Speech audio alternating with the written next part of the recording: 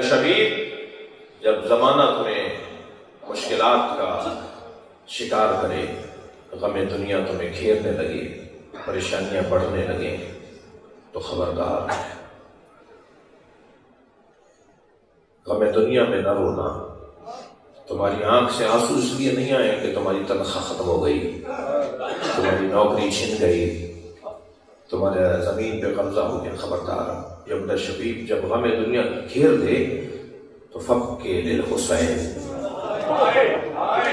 تو میرے مولا رضا فرما رہے ہیں ہمارے جد حسین پہ رویا کرو، مجلس کر لیا کرو، مرثیہ سن لیا کرو، ذاکر سے کہو کہ وہ تمہیں کوئی مرثیہ سنا دے اور تم رو لیا کرو، تمہیں غم دنیا چھوڑ کے چلا جائے گا۔ چلیے عزادارو، کچھ دیر کے لیے کاظمین چلتے ہیں۔ کل پورے بغداد پہ 10 لاکھ عزادار تھے، کل گزرے، اور پورے بغداد پہ تابوت اٹھایا گیا تھا۔ وہ بہت دیر تک پورے بغداد پہ رکھا گیا۔ جو بغداد میں اس وقت بغداد کا پل ہے نا، اس پہ 10 لاکھ لوگ پل کے اوپر موجود تھے۔ جو رپورٹیں دی گئی ہیں، جو گزارشیں سنائی گئی ہیں، جو سوشل میڈیا بتا رہا ہے، تو تابوت رکھ دیا گیا تھا اور وہاں پہ عزاداری ہوتی رہی۔ پھر وہ تابوت لے کر گئے امام موسیٰ کاظم کے مزار کی طرف۔ میں رونے والوں سے کہوں کہ کاش یہ 10 لاکھ نہیں 10 ہی ہوتے، تو امام تو امام موسیٰ کاظم کا لاشا مزدور اٹھا کے نہ لاتے۔ اجر و کمال اللہ۔ جب آپ کی آنکھوں میں آنسو آئے نا تو اپنی حاجتوں کو بھی سوچئے، یہ جگہ دعائیں قبول ہونے کی جگہ ہے۔ جب رو لیں، مسائل مکمل ہو جائیں تو دعا بھی مانگی اپنے لیے مولا کی بارگاہ میں، باب الحوائج کی بارگاہ میں۔ عزادارو، پنجتن کے 5 جنازوں کا حال سنیں گے کیا ہوا ہے اس گھرانے کے ساتھ۔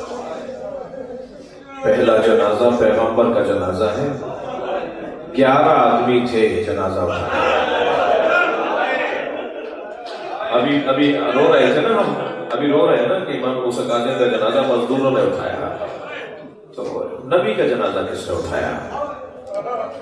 1.5 لاکھ سے زیادہ تو غدیر کے میدان میں مسلمان تھے نا جنہوں نے سرکار کا خطبہ سنا، مگر 11 آدمی نبی کے جنازے میں۔ نبی کا جنازہ اٹھانے والا کوئی نہیں ہے۔ جب میرے مولا علی نے غسل و کفن دے کے تدفین کر دی تو آ کر اعتراض کیا کہ علی نے ہمارا انتظار نہیں کیا، علی نے نبی کے جنازے میں ہمیں شریک نہیں کیا۔ میرے مولا نے پورا خطبہ ارشاد فرمایا، حضرت فرمایا میں پابند نہیں تھا تمہارے آنے کا کہ تم آتے تو دفناتا، میں اہل بیت کا فرد ہوں، مجھ پہ ذمہ داری تھی کہ میں غسل و کفن دوں، اس لیے میں نے اپنے فرائض کو ادا کیا۔ تم مجھ سے کیوں پوچھ رہے ہو کہ میں نے کیوں دفنایا؟ تم بتاؤ تم کہاں گئے تھے؟ نبی کے جنازے میں 11 افراد ہیں۔ پوچھئے نا بھائیوں سے، اپنے عزیزوں سے کہ ہم رو کیوں رہے ہیں؟ ہم سے کہتے ہیں روتے رہتے ہو، مجلس سے کرتے ہو، رونے کے علاوہ کام نہیں ہے۔ ہمیں تو آپ بتائیے کہ آپ روتے کیوں نہیں ہیں؟ نبی کے جنازے میں 11 آدمی، اعتراض ہوا نا کہ نبی کے جنازے میں اہل بیت نے نہیں بلایا۔ اس گھر میں 75 یا 95 دن کے بعد ایک اور جنازہ اٹھا۔ عزاداروں سنیں گے 4 آدمی ہیں زینا کے جنازے میں۔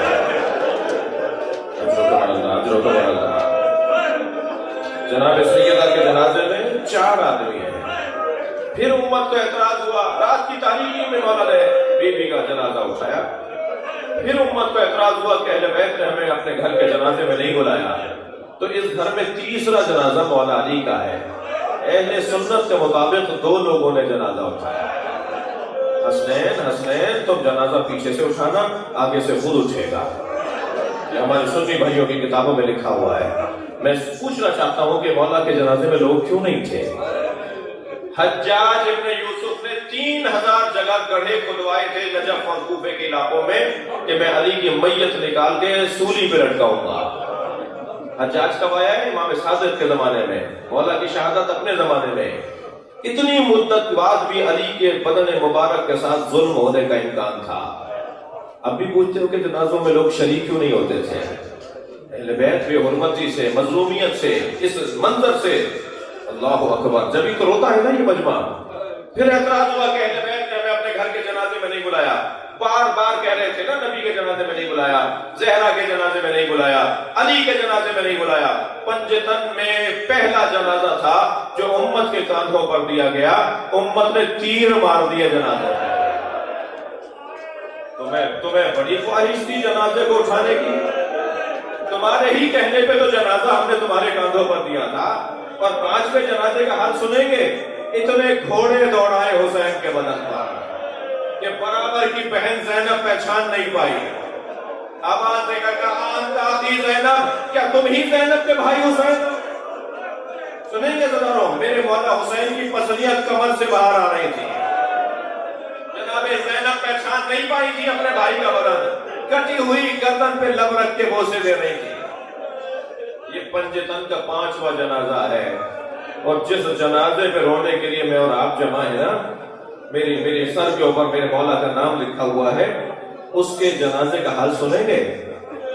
4 سال تو سب نے لکھا ہے، 14 سال بھی لکھا ہے، جس کی 14 سال قید رہی ہو، اللہ اکبر۔ جب کسی چاہنے والے نے بہت زندان مان کو کسی طرح راضی کیا کہ مجھے میرا امام دکھا دو، اس نے روشن دان سے جب امام کی طرف کہا نا کہ دیکھو اپنا امام، تو وہ پلٹ کر آئے، کہنا وہاں تو چادر پڑی ہے، کہنا وہ چادر نہیں ہے، وہ تو وہاں تمہارا امام ہے۔ میرے مولا زندان کھا گیا۔ سنیں گے ذرا، سندی ابن شاہد جو آخری زندان بان ہے نا، جس نے مولا کو زہر دے کے شہید کیا، میں جملہ کہنے جا رہا ہوں، مجھ سے بیان نہیں ہو پائے گا، صرف اشارے میں عرض کروں گا۔ اس کا ایک ظلم یہ ہوتا تھا کہ روزانہ امام پہ ہاتھ اٹھاتا تھا۔ اجرکم اللہ، اجرکم اللہ۔ جب روزانہ میرے مولا پہ ہاتھ اٹھاتا تھا، میں نہیں کہہ سکتا کہ کیا کرتا تھا، میرے مولا پہ ہاتھ اٹھاتا تھا۔ میرے ایک ملنے والے نے مجھ سے کہا مولانا میری زوجہ سے جھگڑا بہت شدید چل رہا تھا، میں نے اپنی زوجہ کو ایک تماچا مارا، 3 دن بعد مجھے احساس ہوا کہ مجھے مارنا نہیں چاہیے تھا، تو میں نے اپنی بیوی سے معافی مانگی، مجھے معاف کرو میں نے تمہیں مارا۔ تو میری بیوی مجھ سے کہنے لگی آئندہ کبھی ایسا ہو تو اتنا خیال کیجیے گا میرے بچوں کے سامنے نہ ماریے گا۔ جب آپ مار رہے تھے میری بیٹی دیکھ رہی تھی، وہ 3 دن سے بخار میں ہے اور کہتی ہے اماں آپ کو بابا نے مارا۔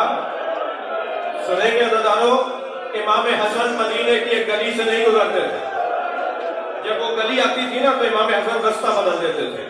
ایک چاہنے والے نے کہا مولا آپ اس گلی سے کیوں نہیں گزرتے؟ فرمانے لگے میں چھوٹا تھا، اپنی ماں کے ساتھ جا رہا تھا، ایک شخص نے میری ماں زہرا پہ ہاتھ اٹھایا۔ جب میں اس گلی سے گزرتا ہوں، اجرکم اللہ، مجھے وہ منظر، اجرکم اللہ، خدا کسی غم میں نہ رلائے۔